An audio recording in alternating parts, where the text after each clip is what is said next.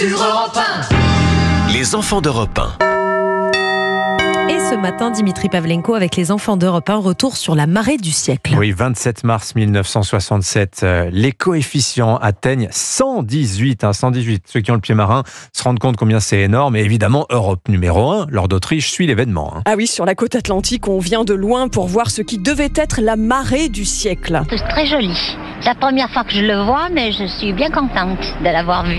Jamais on n'aurait pensé qu'il y avait tous ces rochers. Certains ont aussi choisi d'assister à ce spectacle au Mont-Saint-Michel, où la population passe pendant quelques heures de 132 à 30 000 habitants. Et la ville de Deauville aussi, en Normandie, change complètement de visage. Ça, j'avoue que c'est un spectacle tout à fait inhabituel à Deauville. Ça, c'est sûr. Les planches sous l'eau à Deauville, il y a longtemps qu'on n'avait pas vu ça. On a fait un petit muret au plâtre. C'est tout ce que l'on pouvait faire. Et avec cette grande marée, certains ont aussi l'espoir d'une pêche miraculeuse, comme à Biarritz. Avant, j'ai pris des sols et des petits cabillots.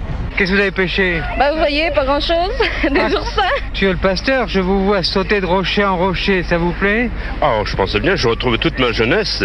Évidemment, c'est la première fois que je vois ça de ma vie, mais je pense que je ne le reverrai plus jamais. Et les plus chanceux pêcheront des crabes, des palourdes, des coques. Mais le mauvais temps, et même la tempête pendant ces quelques jours, va entraîner la première grande marée noire de l'histoire. Un navire, le Torrey Canyon, s'est échoué sur les côtes anglaises, déversant 120 000 tonnes de pétrole qui arrivent quelques jours plus tard sur les côtes bretonnes.